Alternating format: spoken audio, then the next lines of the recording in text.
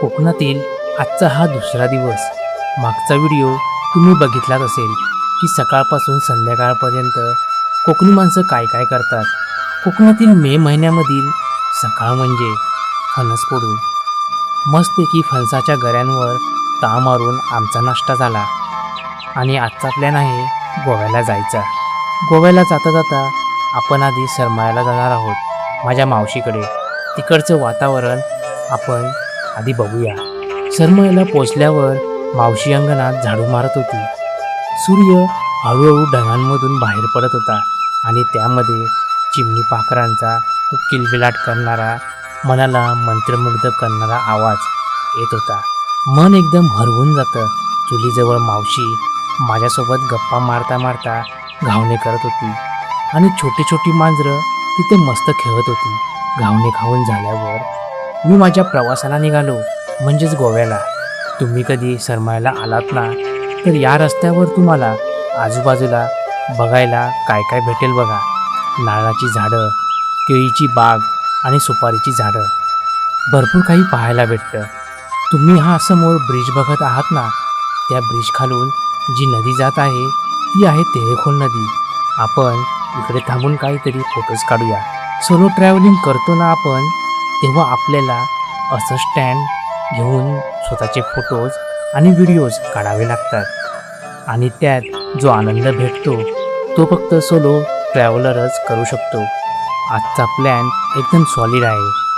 आपण निघालो आहेत सरमाळ्यावरून गोव्याच्या सगळ्यात फेमस आणि इंस्टाग्रामवर धुमाकूळ घालणाऱ्या पारा रोडकडे.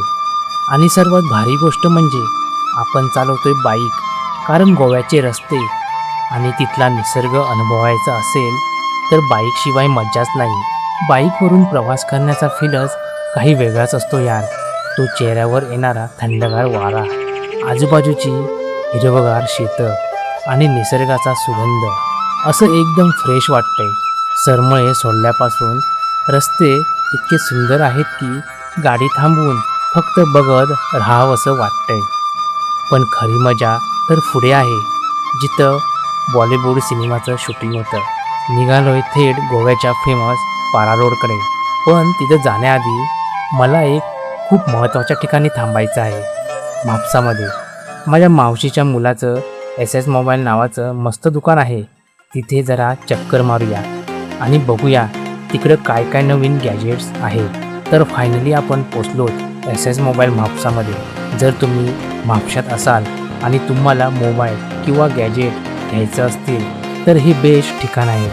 इथे फक्त मोबाईलच नाही तर मोबाईल ॲक्सेसरीज, ब्लूटूथ स्पीकर्स आणि थेट स्मार्ट TV सुद्धा मिळतात.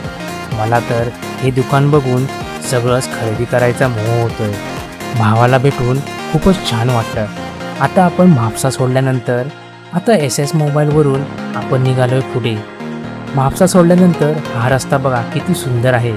चेहऱ्यावर येणारा हा गोव्याचा वारा आणि बाईकचा स्पीड, एकदम सुकून. आणि फायनली आपण पोचलोय द आयकॉनिक पारा रोडवर. डिअर जिंदगी सिनेमात आलिया भट आणि शाहरुख खान इथेच सायकल चालवताना दिसले होते. दोन्ही बाजूंना असलेली ही उंच नारळाची झाडं आणि हा सुंदर रस्ता बघूनच डोळे शांत होतात. इथं बाईक चालवणं म्हणजे एकदम स्वर्गसुख. तर मित्रांनो, सरमाळे ते पारा रोड हा बाईक प्रवास एकदम कडक झाला. जर तुम्ही गोव्यात येत असाल तर कार भाड्याने घेण्यापेक्षा बाईक घ्या आणि हा रस्ता नक्की अनुभवा.